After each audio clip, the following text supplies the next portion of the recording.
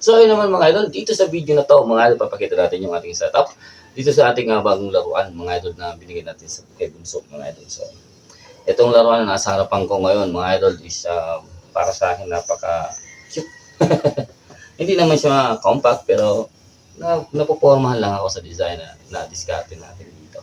So ayun mga idol, lalabas natin ito sa inyo mga idol. So ayan.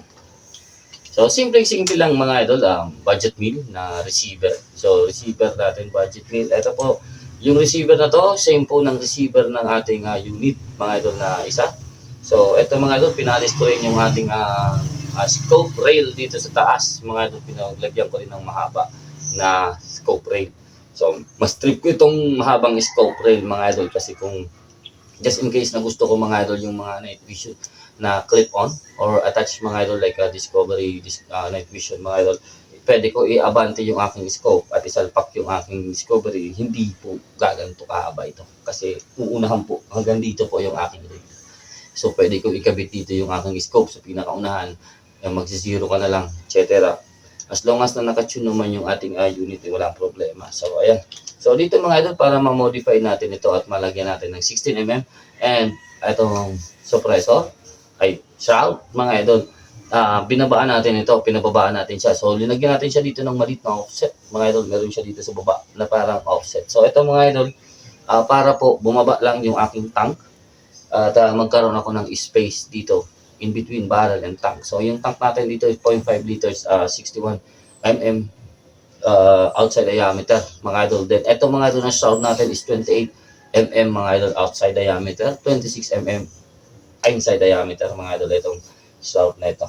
So ito mga idol, malakas talaga kasi ito So pinag-iisipan ko pa kung anong gagawin ko dito sa receiver, kung titigisan ko yung aking valve or kasi yung spring na kinarga ko na dito napaka-iksi na mga idol, napakalit na pero napakalakas pa rin. So hindi ko pa alam. So ito mga idol, na buttstock nito magbabago ito mga idol once na na-receive na natin yung nakuha natin kay Sir Ronski and itong hand grip. So ito, tsaka ito mga idol, papalitan natin yan ng ibang design. Same din mga idol dun sa atin. So yung buttstock nito, may parehas na yung sa atin. Then yung hand grip nito, mag-iba din, pati yung hand grip ng luma natin, yung gamit talaga natin mga idol. So yan, meron din siyang dual regulator. Itong dual regulator mga idol, yung dati natin dito sa Nimrod. So dito natin isinalpak mga idol kasi gusto ko lang makita kung anong velocity o ay anong output yung maganda sa barrel. So, yung isang kagandahan din sa may adjustable regulator mga idol. Kung gusto niyo na mag-fix, like halimbawa ito, 17 inches yung nakakarga dito mga idol, mahaba lang talaga yung shroud. So, 17 inches yung nakakarga dito, halimbawa nakuha ko sa 1,850 something FPS, output mga idol, PSI.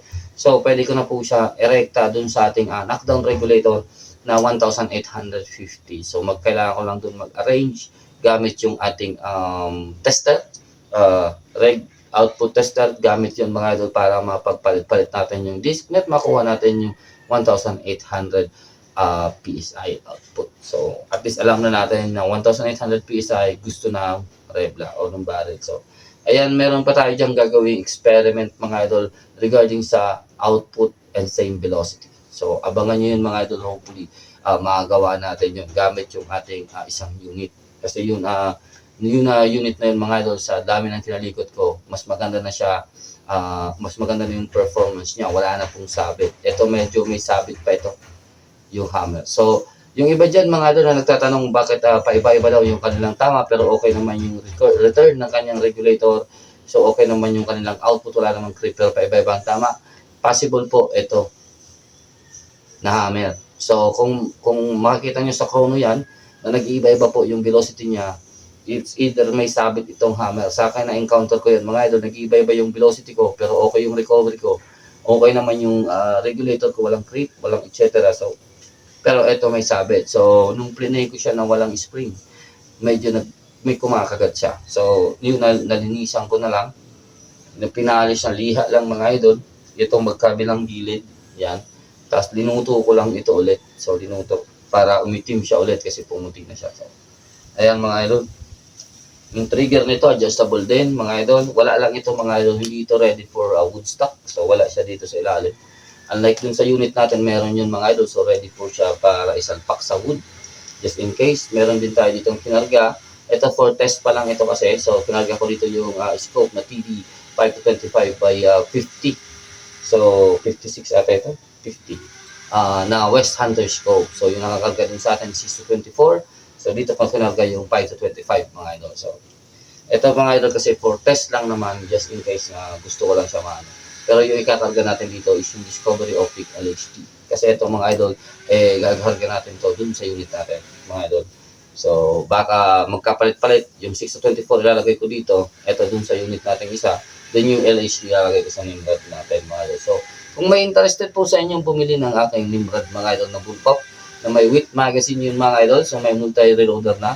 So, PM nyo lang ako mga idol. So, pero mas gusto ko dito lang po sa Bicol area para pwede nyo pick up kasi dito ako nag-ship ng ganyan mga laruan. So, kung interested lang po.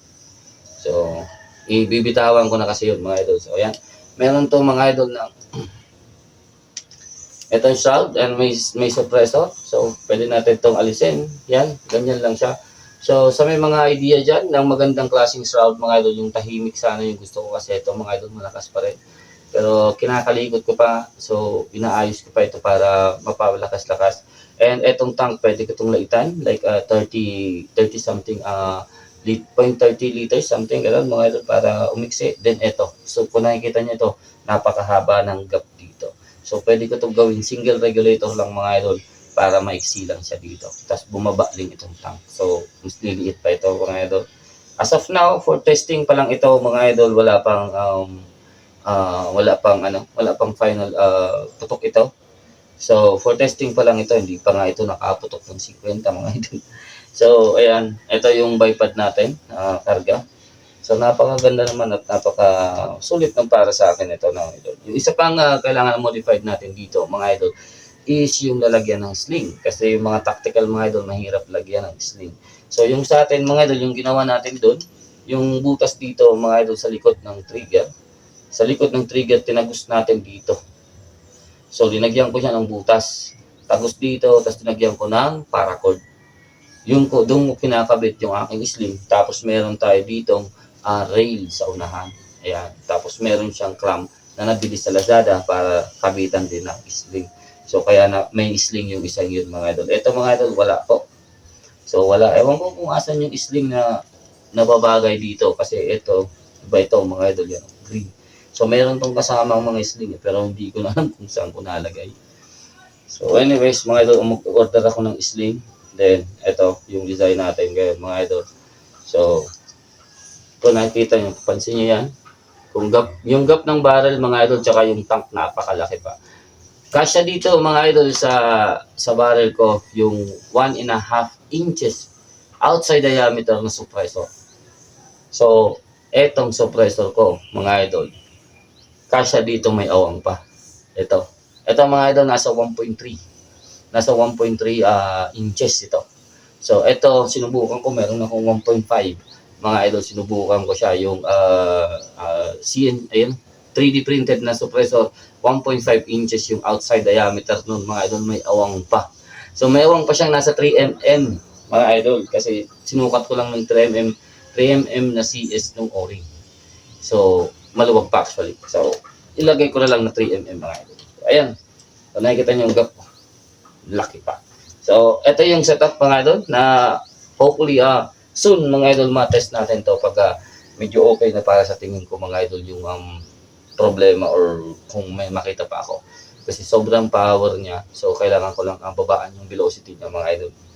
So, regarding naman sa nagpaka-problema mga idol dito, isa pa, pag hindi po umaakyat yung inyong velocity, paki-check nyo yung inyong hammer. Pag ganyan na po, ito may baon ito.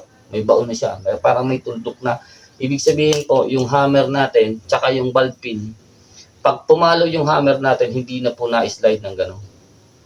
So, pag pumalo yan, nag-stuck ng gano'n kasi nga, itong pin, nakapasok dun sa butas. So, nagkakaroon niya ng lamat. Ewan ko sa mga stainless pero yung isa kong unit, yung isang unit na tactical, meron na yung stainless. Pinalagyan ko siya ng spot ng stainless pero ganun pa rin siya. So, kaya niyang UPN. Kaso medyo makapal lang yung pinalagay ko kaya nag-grinder ko yun. at nalilinisan ko just in case na kailangan ko pumutok. At matagal naman siya magkaroon ng lamat. Pero ito, madali mga idol. Madali yung klaseng steel nito. So request tayo kay maker na siguro gawan tayo ng stainless na hammer. Ito mismo yung paggawa natin, stainless. So Sir Butch Mesa, beka naman, stainless nito. So may pinagawa din tayo kay Sir Butch na shroud na maiksi. Okay, maiksi. Kasi ito mahaba yung shroud natin dito mga idol. Siguro mga nasa 2 inches yung haba, kaya ganito kahaba po yan. Nasa 2 inches yung haba nun mga idol nito. Ayun, natatanggal ko. Pagkita ko sa inyo. Ayan o. So yan, nasa 2 inches po yung haba nito. Kaya masyadong mahaba. Hanggang dito lang po yung barrel. Yan, yan po yung barrel natin, 17 inches. Yan. Meron ito mga idol dito sa gitna spacer. Pero inalis ko lang mga idol at tinignan ko kung hanggang saan yung possible na putok niya na lakas, kasi gusto ko rin lagyan ng mga baffles dito sa gilid or scratch bright mga idol dito sa likod. Baka sakaling mabawasan yung ingay niya. Pero yung butas kasi nito mga idol is nasa 7mm. Kaya masyadong malakas. So nagpapagawa tayo ng 6mm lang yung butas ng shroud para siguradong tahimik yan mga idol. Ayan. So try natin yung kung tahimik. Ito na mga idol, yung binigay ko sa bunso natin. Ayan. So buong-buo na siya. Ang bilis lang mga idol. Pero kung ba-budget mo to mga idol, sa mga nagtatanong, ang budget meal ng kanyang PCP mga idol. Sa ganitong setup mga idol, kulang-kulang din ito mga idol, nasa 40. So walang scope. Kasi yung scope mga idol, depende po yan sa gusto nyo. Kasi yung iba, kung pang hunting lang o ano, depende po yan sa gusto nyong scope. Pero kung naglalaro kayo, gusto nyo talaga magandang klase at quality na scope mga idol, medyo may kamahalan din. Pero kung sa mga nag-hunting lang mga idol, nagpiplinking lang sa likod bahay, so meron din dyan mga idol na mura and malinaw na din mga idol. Meron dyan mga idol. Ito, West Hunter, mga budget meal, mga idol na scope, mga idol. Meron din silang ganito, panglaro ito, mga idol na TD 5 to 25. Pero meron pa silang mas mababa ditong specs, mga idol, para sa mga budget-friendly na scope. Ayan, shoutout po kay Sir Rob Rendel Paipa. Ayan, mga idol. Yung owner naman itong scope natin na binili natin, mga idol, si Sir Raven 2000. Ayan, shoutout po sa inyo, Sir. And kay Sir Oscar Noble. Ayan, shoutout po sa inyo, Sir. And sa lahat po ng mga tropa natin dyan. At siguro may gagawin akong video. Okay. Gawa tayo ng video, yung sagutin ulit natin yung mga katanungan sa ating comment section, and shoutout din natin sila mga idol. Naghahanap lang tayo ng magandang lugar para gawin yun mga idol. So as of now, ito lang, share ko lang mga idol. Then thank you sa mga nag-order ng mga patukaan natin at ubus na naman yung Astro 80 natin. Yan, sa nanood ng, kung hindi mo napanood ito, so pinakita ko po yung quality na itong JSD pellets mga idol, pero wala po akong putok nito mga idol. So sana magkaroon tayo ng sariling JSD pellet para makatest din tayo nito. 1 to sawang testing. Kasi kung alam nyo ako mga idol kung paano magkalikot mga idol, ay nako, yung PLW sa akin mga idol, 1,500 pieces na pellet. Hindi sapat yun sa akin. So gusto ko kasi mga idol, hanapan talaga sila ng mga yung potential, kung saan sila mahina and saan sila maganda. So gusto natin hanapin yun mga idol. Hindi lang tayo magsiset na kung saan ang velocity, kasi majority wins tayo mga idol. Bitaw nga ito sa gitna. Ay, bila pala.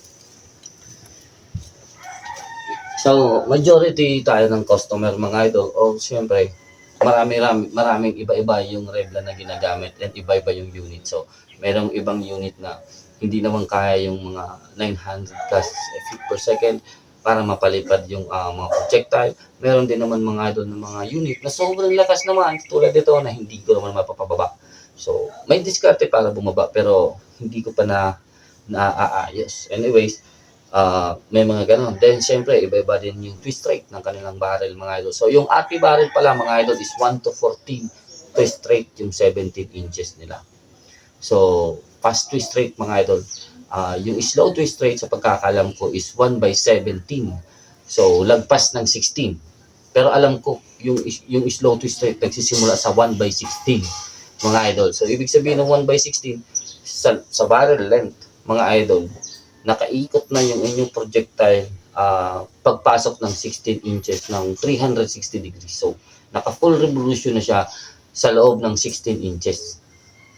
So, yun, para sa akin, slow twist rate na yun. Pag ganun yung mga barrel nyo, mga idol, sa tingin, sa nakikita ko mga idol, kasi meron akong ganyan. So, sa nakikita ko mga idol, maganda yan mga idol, once na pumapasok ng 930 to 960 feet per second yung projectile. Ewan ko lang sa inyo mga idol. Pero sa akin, ganun yun. Sa 1/14 naman mga idol, yung nakikita kong velocity niya is mababa lang. So, gusto niya mga low velocity lang. Pag linakasan ko ng sobra yung velocity niya, iba yung play ng projectile ko, mga idol. So, matagal siya yung stabilization niya. Or siguro dahil maiksi yung barrel. So, maganda yung stabilization niya pag malayo na yung distance. Pero pag close range pa, medyo wasak pa siya. Pero pag long range na siya, okay na. So, ganun siya. Parang pag malakas yung velocity niya. Pero pag mababa yung velocity niya sa 1/14, mga idol, para lang siyang pin na gumaganyan sa yung lipad niya, mga idol. Gumaganyan lang siya. So, mag-shift lang yan depende sa wind breeze, mga idol. Pero ganyan ang lipad niya. So, yung barrel naman ni Sir, yung NB barrel, mga idol, NB20, mga idol, yung twist rate nun nasa 1/17, something gano'n, 1/18. Parang kasi nasa half siya nung tinignan ko, mga idol. Pero yung trip naman nun, mga idol, 880. 880, then 960. So, malawak yung gap po ng velocity na gusto ng barrel na yung mga idol. Pag below 880, mga idol, makikita mo wasak siya. So, in the middle naman ng 880 to 960, wasak din siya. Pero pag nasa 950 to 960 ka na, mostly nakukuha ko yung 966. So, 966 feet per second, mga idol, napakapino ng NB20 from short to long range. So, kinuha ko yung 880 para less air, same accuracy, iba lang yung velocity. So, yun yung sinasabi ko, mga idol, na pwede nyo experiment yung inyong mga unit, mga idol. Subukan nyo kung ano-ano. Simulan nyo sa pinakamababa hanggang packet. Tapos tingnan nyo kung ano yung maganda. Tapos, syempre, mamimili ka. Pang hunting ko, kailangan ko ng maraming shot counts. So, kailangan ko ng mas mababang velocity, pero dapat accurate. So, kailangan ko yung 880. So, doon ako nag-set sa 880. Pero kung gusto ko naman magwasak talaga, like magpi-plinking ako, pwede ko siya ilagay sa 960. So, nasa 960 kung gusto kong paliparin talaga ng parang baliw yung pellet natin. Pero tatama. So, pero kung competition-wise, kung competition siguro, doon ako sa 880. Yung patama ng 880, mga idol. Yun ako magkukuha ng velocity. Yung kung NB barrel yung gamit ko, doon ako. Pero kung kahit kasi sa 180 yards, mga idol, nakita ko yung potential niya, tatama yun, mga idol, sa target. So, subukan ko pa yun, mga idol, inulit-ulit ko pa yun kasi hindi na ako gumanyan lang siya ng grouping. So, although mayroon tayong ganyan, meron tayong, malaki pag tinignan natin sa scope kasi meron tayong sa side. Pero, yung tingin ko doon na side, mga idol, is wind rate. Meron tayong nagbaba na dalawang putok, magkadikit pa rin. Yung bababa na yung natin, yung tank pressure natin. So, isang kaibahan o isang problema ng dual regulator, mga idol. Pag mababa na yung tank pressure mo, yung second regulator mo, mga idol, minsan slow recovery na siya. So, hindi kasi kaya ibuga yung 2,000 mo dito, hindi yan bubuga bigla dyan ng 1.6 or 1.7 output agad. So, dadahan-dahanin niya yan, mga idol. Lalo at malaki yung plenum natin. So, isa pa yun. Sa mga slow recovery, napapansin ko, pag malaki yung plenum natin, slow recovery talaga. Etong regulator na to, mga idol, hindi ko to ginagalaw. Wala akong binuksan dito. Inalinipat ko lang ito dito. Sa Nimrod natin, mga idol, fast recovery to. Napakabilis ito. Gumaganyan lang yan. Pero dito, mabagal siya. So, inaabot ako ng 4 seconds, mga idol, para makabalik siya sa dati niyang output. So, dito hindi ko kinarga yung digital gauge, mga idol. So, ayan. So, ito yung unit and share lang, mga idol. Yun, maraming salamat sa inyong panonood. Sana po may natutunan tayo dito sa kaunting pag-uusap. And hopefully, makakagawa ulit tayo ng video regarding doon mga idol sa mga katanungan natin sa ating comment section. So, marami akong gustong sagutin dyan mga idol hanggang kaya ko mga idol. So, ayun, hindi naman po tayong pro, hindi naman pro ako advisor. Meron lang tayong kalikot din, meron tayong mga tropang mababait na tropa mga idol na patuloy na nagbibigay sa atin ng idea and nagkalaman mga idol na hindi natanggap ng utak ko. So, sumasakit na rin yung utak ko pag naghahalo-halo na yan. Lalo na kung nasa mesa na ako at kaharap ko na yung target. So, tapos pag nakita kong gumanyan yung butas, yung patama ako mga idol, para na akong kinikidlatan. So, sumasakit na ang ulo ko dyan. Pero, sa lahat na mga nagtatanong sa atin, mga idol, regarding sa regulator, mga idol, kahit dalawang Taiwan regulator ang ipagtabi natin, parehas yung disassembly niya, ilagay mo sa digital gauge, magkaiba yung output. Sa analog gauge, mga idol, parehas yan. So, hindi po sila nagiging identical. Same po ng barrel. Yung barrel natin, mga idol, kahit dalawang barrel yan, laging mayroon yan unique performance. So, hindi po sila pwedeng maging parehas. So, yan ang alam ko lang. Sa pagkakaalam ko, lahat ng barrel, mga idol, kahit isa yung maker, isang gumawa, isa yung dumaan na panggawa ng rifling yan, mga idol. Pag pinutok mo yan, mga idol, hindi yan magiging parehas. Pwedeng yung isa, mga idol, pumuputok ng maganda sa 900, pero yung isa puputok yan ng maganda sa 920. Ganun lang yung kasimple mga idol. So, sa mga nagtitest na mga barrel natin pag binibili, so alam ko, sinutune nila yan talaga ng mapakaganda. So, magaganda yung mga unit na kinakargahan nila. Tapos yung nakagato pa. So, tayo na mga syempre nagagamit, ganitong tactical yung unit natin. Asahan natin na kailangan din natin yung gawin na ginawa nila. Pero yung mga maker naman, meron silang dinalagay. Kung ano yung velocity na ginamit, yung projectile na ginamit dun sa pag-test mga idol, so nakalagay yan dun sa barrel. So kaya meron ka ng, at least meron ka ng idea kung saan ka muna magsisimula para at least alam mo na kung paano mo accurate and para mo mahanap yung inyong patama na maganda or masatisfied ka sa patama ng barrel mo. Ayan mga idol. Pero make sure mga idol, pag gagawa kayo ng mga kalikot and performance regarding accuracy. Regarding sa accuracy, mahirap po gumamit ng local pellets like Astro and Meteor na hindi po natin sorted and hindi po natin na-resize. Yun lang.